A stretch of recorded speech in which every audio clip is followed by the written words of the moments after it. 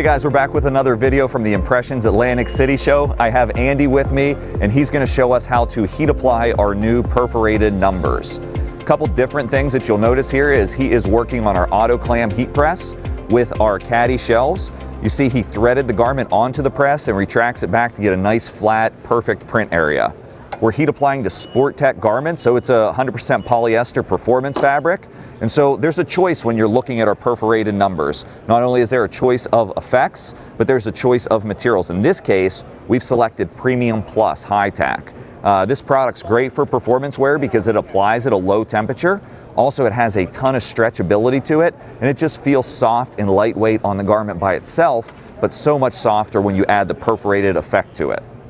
So when you think about these for your business, don't only think about we're selling a visual effect, but we're selling extra breathability in the garment. And so I think as an apparel decorator, you guys are always asking, what's a way that you can stand out with the work that you're doing? How can you differentiate yourself? It's through techniques like this. Premium Plus applies, gonna peel the backing hot.